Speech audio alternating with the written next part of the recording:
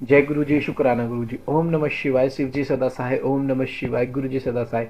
संगत जी, गुरु जी का अनंतम अनंतम शुक्राना, लख लख बार शुक्राना। संगत जी, बहुत प्यारी सी बात है। संगत जी देखो, जैसा हम बोएंगे वैसा ही हम पाएंगे। संगत जी देखो, इसका मतलब है कि अगर हमने कोई बुरा कर्म किया है तो हमें वो झेलना तो पड़ेगा ही पड़ेगा। है संगत जी, अगर आज हमारे साथ कुछ बुरा हो रहा है, अगर हम उसे सुधारने के लिए कुछ और बुरा कर देते हैं, किसी को गुमराह कर देते हैं, अपने कुछ फायदे के लिए किसी को गुमराह कर देते हैं, कुछ पैसा कमा लेते हैं, तो संगत जी जो आज हमारे नुकसान हुआ है वो तो कुछ नहीं है। जो हम किसी को गुमराह करके पैसा कमा लेंगे और संगत जी आने वाले वक्त में वो जो नुकसान होगा ना, वो आज के नुकसान से कई ज्यादा बड़ा होगा और वो नहीं झेल पाएंगे, क्योंकि फिर कोई रास्ता ही नहीं मिलना। परमात्मा संगत जी हमें मौका देता है, या तो धर्म की राह पे चलते रहो। जो धर्म की राह पे चलता रहेगा ना, भगवान गुरु जी उसे इतना देंगे वो संभाल नहीं पाएगा। आप संगत जी संघर्ष करो, मेहनत करो। संगत जी हर कोई बड़ी बड़ी गाड़ी के, बड़े बड़े घर के, बड़ी बड़ी बातें जिसके मुंह पे जैसे कहता ना, मैं बड़ी गाड़ी लूंगा, मेरा सपना है, वो हर वक्त उसी चीज के बारे में सोचता रहता है, वो मेहनत करता, कोई ना कोई काम करता रहता। तो संगत जी वो उन चीजों के लिए बना है, इसलिए वो उन चीज की बातें कर रहा है, वो मेहनत कर रहा है। उसे आज नहीं तो कल गुरु जी के आशीर्वाद से वो चीजें मिल जाएंगी। बस हमें थोड़ा सा संघर्ष करना होगा, थोड़ा तप करना होगा, परमात्मा का शुक्राना करना होगा, ताकि परमात्मा अपना दिव्य आशीर्वाद हमें दें और हम उस तरक्की के रास्ते पर चलें। जय गुरु जी, शुक्राना गुरु जी। पाठ को एंड तक जरूर सुने। हर पाठ में एक प्यारी ब्लेसिंग्स होती है और गुरु पिता की मौजूदगी में हम बहुत किस्मत वाले हैं जो हमें पाठ सुनने का मौका मिलता है। जय गुरु जी, शुक्राना गुरु जी। जय गुरु जी। ब्रह्मा जी की आज्ञा से दक्ष द्वारा मैथुनी सृष्टि का आरंभ। अपने पुत्र हर्षव और सब लाशवों को निवर्ती मार्ग में भेजने के कारण दक्ष का नाद को शाप देना। ब्रह्मा जी कहते हैं कि नाद प्रजापति दक्ष अपने आश्रम पर जाकर मेरी आज्ञा पा हर्ष भरे मन से नाना प्रकार की मानसिक सृष्टि करने लगे। उस प्रजा सृष्टि को बढ़ती हुई ने देख प्रजापति दक्ष ने अपने पिता मुझ ब्रह्मा से कहा। दक्ष बोले, ब्रह्मन तात प्रजानाथ प्रजा बढ़ नहीं रही है। प्रभु, मैंने जितने जीवों की सृष्टि की थी वे सब उतने ही रह गए हैं। प्रजानाथ मैं क्या करूं? जिस उपाय से जीव अपने आप बढ़ने लगे वह मुझे बताइए, तदनुसार मैं प्रजा की सृष्टि करूंगा, उसमें संशय नहीं है।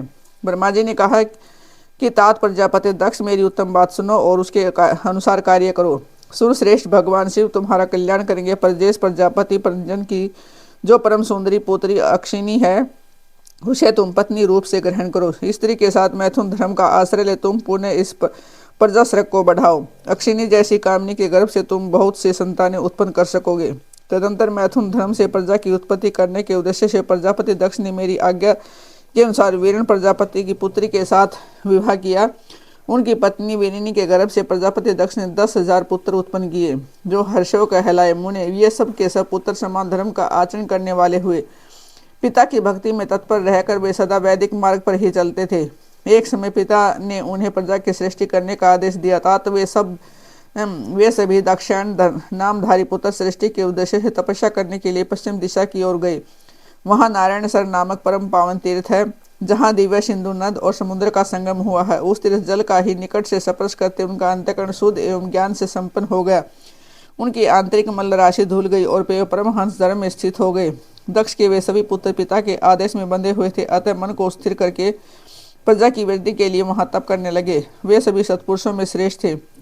नाथ, जब तुम्हें पता लगा कि हर्षवगण सृष्टि के लिए तपस्या कर रहे हैं, तब भगवान लक्ष्मीपति के हार्दिक अभिप्राय को जानकर तुम स्वयं उनके पास गए और आदरपूर्वक यो बोले। दक्ष पुत्र हर्षवगण, तुम लोग पृथ्वी का अंत देखे बिना सृष्टि रचना करने के लिए कैसे उदित हो गए? ब्रह्मा जी कहते हैं कि नाथ हर्षव आलस्य से दूर रहने वाले थे और जन्मकाल से ही बड़े बुद्धिमान थे। वे सब के सब तुम्हारा अप्रयुक्त कथन सुनकर तुम स्वयं उस पर विचार करने लगे। उन्होंने विचार किया कि जो उत्तम शास्त्र रूपी पिता के निवृत्ति परक आदेश को नहीं समझता, वह केवल रज आदि गुणों पर विश्वास करने वाला पुरुष सृष्टि निर्माण का कार्य कैसे आरंभ कर सकता है। ऐसा निश्चय करके वे उत्तम बुद्धि और एक चित्त वाले दक्ष कुमार नाथ को प्रणाम और उनकी परिक्रमा करके ऐसे पथ पर चले गए जहाँ जाकर कोई वापस नहीं लौटता। नाथ, तुम भगवान शंकर के मन और मुने, तुम समस्त लोकों में अकेले विचरा करते हो। तुम्हारे मन में कोई विकार नहीं है, क्योंकि तुम सदा महेश्वरी की मनोवर्ती के अनुसार ही कार्य करते हो। जब बहुत समय बीत गया, तब मेरे पुत्र प्रजापति दक्ष को यह पता लगा कि मेरे सभी पुत्र नाद से शिक्षा पाकर नष्ट हो गए और मेरे हाथ से निकल गए। उनसे बड़ा दुख हुआ और वे बार बार कहने लगे, उत्तम संतानों का पिता होना शोक का ही स्थान है, क्योंकि श्रेष्ठ पुत्रों के बिछुड़ जाने से पिता को बड़ा कष्ट होता है। शिव की माया से मोहित होने से दक्ष को पुत्र वियोग के कारण बहुत शोक होने लगा। तब मैंने आकर अपने बेटे दक्ष को बड़े प्रेम से समझा कि और सांत्वना दी। देव का विधान प्रबल होता है इत्यादि बातें बताकर उनके मन को शांत किया। मेरे सांत्वना दक्ष देने पर दक्ष पुनः पंच जन कन्या अक्षिनी के गर्भ से सबलाशव नाम के एक सहस्र पुत्र उत्पन्न हुए। पिता का आदेश पाकर वे पुत्र भीम प्रजा सृष्टि के लिए दृढ़तापूर्वक प्रतिपालन का नियम ले और उस स्थान पर गए जहाँ उनके सिद्धि को प्राप्त हुए बड़े भाई गए थे। नारायण सरोवर के जल का स्पर्श होने मात्र से उनके सारे पाप नष्ट हो गए, अंतकरण में शुद्धता आ गई और उत्तम व्रत के पालक सब लाशव ब्रह्म का जप करते हुए वहाँ बड़ी भारी तपस्या करने लगे। उन्होंने उन्हें प्रजा सृष्टि के लिए उद्जान तुम पुण्य पर हेले की भांति ईश्वरीय गति का स्मरण करते हुए उनके पास गए और वही बात कहने लगे जो उनके भाइयों से पहले कह चुके थे। मुझे तुम्हारा दर्शन अमोघ है, इसलिए तुमने कोई भी भाइयों का ही मार्ग दिखाया। आते हुए भाइयों के ही पथ पर उदर गति को प्राप्त हुए। उसी समय प्रजापति दक्ष को बहुत से उत्पाद दिखाई दिए। इससे मेरे पुत्र दक्ष को बड़ा विस्मय हुआ और मन ही मन दुखी हुए। फिर उन्होंने पूर्ववत तुम्हारी ही करतूत से अपने पुत्रों का नाश हुआ सुना। इससे उन्हें बड़ा आश्चर्य हुआ। वे पुत्र शोक से मूर्छित हो अत्यंत कष्ट का अनुभव करने लगे। फिर दक्ष ने तुम पर बड़ा क्रोध किया और कहा, यह नाद बड़ा दुष्ट है।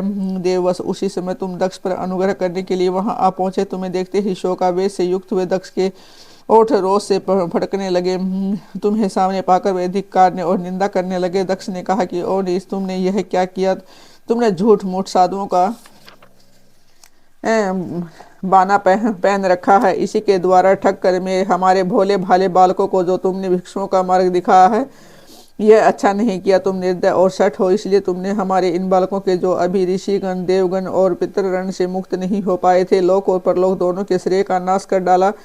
जो पुरुष इन तीनों ऋणों को उतारे बिना ही मोक्ष की इच्छा मन में लिए माता पिता को त्याग कर घर से निकल जाता है, सन्यासी हो जाता है, वह अधोगति को प्राप्त होता है। तुम निर्दय और बड़े निर्लज हो, बच्चों की बुद्धि में भेद करने वाले हो, अपने सुयश को स्वयं ही नष्ट कर रहे हो। मूढ़मते, तुम भगवान विष्णु के पार्षदों में व्यर्थ ही घूमते फिरते हो।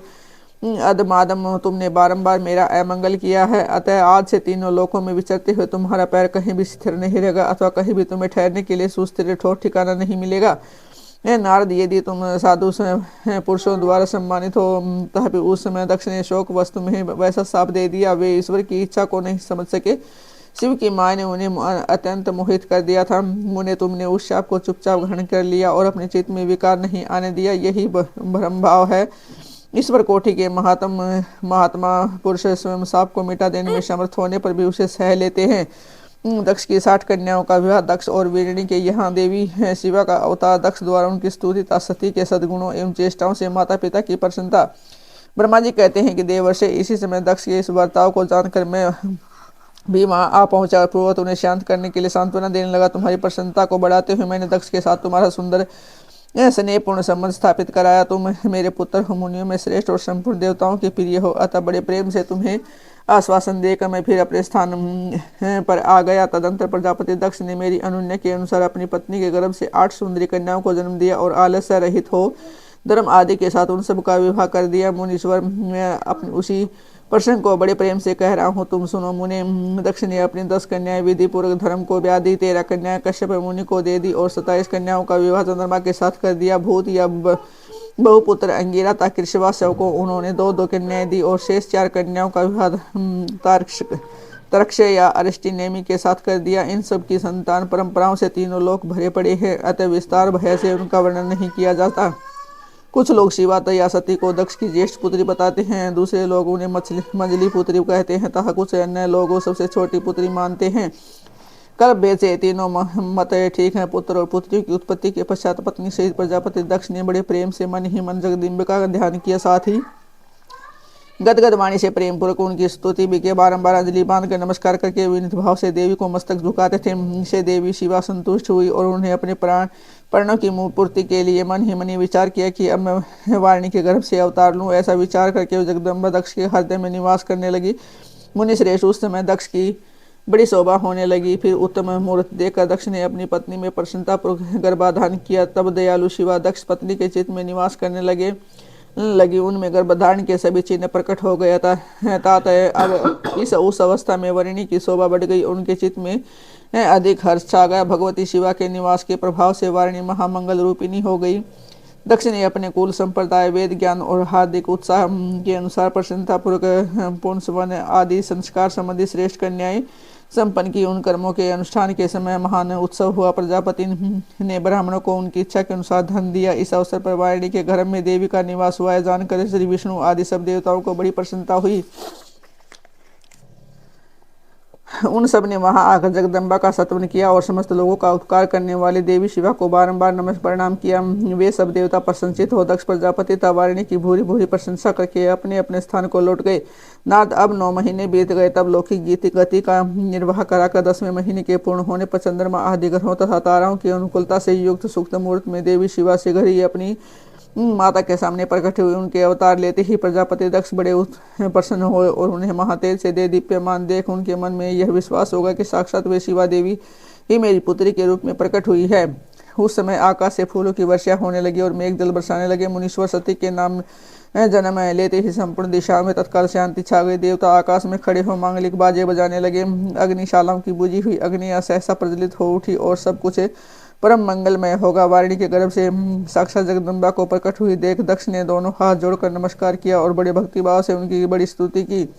बुद्धिमान दक्ष की स्तुति करने पर जगन माता शिवा उस समय दक्ष से इस प्रकार बोली जिसे माता वारिणी ने सुन सके। देवी बोली, प्रजापति तुमने पहले पुत्री रूप में मुझे प्राप्त करने के लिए मेरी आराधना की थी। तुम्हारा यह मनोरथ आज सिद्ध हो गया। अब तुम उस तपस्या के फल को ग्रहण करो। उस समय दक्ष ने ऐसा कहकर देवी ने अपनी माँ से शिशु रूप धारण कर लिया और शैशव भाव प्रकट करती हुई वे वहां रोने लगी। उस बालिका का रोदन सुनकर सभी स्त्रियां और दासियां बड़े वेग से प्रसन्नतापूर्वक वहां पहुंची। अक्षिणी की पुत्री का अलौकिक रूप देखकर उन सभी स्त्रियों को बड़ा हर्ष हुआ। नगर के सब लोग उस समय जय जयकार करने लगे। गीत और वादों के साथ बड़ा भारी उत्सव होने लगा। पुत्री का मनोहर मुख देखकर सबको बड़ी ही प्रसन्नता हुई। दक्ष ने वैदिक और कुलोचित आचार का विधि पूर्वक अनुष्ठान किया। ब्राह्मणों को दान दिया और दूसरों को भी धन बांटा। सब और यथोचित गान और नृत्य होने लगे। भांति भांति के मंगल कीर्तनों के साथ बहुत से बाजे बजने लगे। उस समय दक्ष ने समस्त सद्गुणों की सत्ता से प्रशंसित होने वाली अपनी उस पुत्री का नाम प्रसन्नतापूर्वक उमा रखा। तदंतर संसार में लोगों की ओर से उसके और भी नाम प्रचलित किए गए। वे सब के सब महान मंगलदायक तथा विशेषतः समस्त दुखों का नाश करने वाले हैं।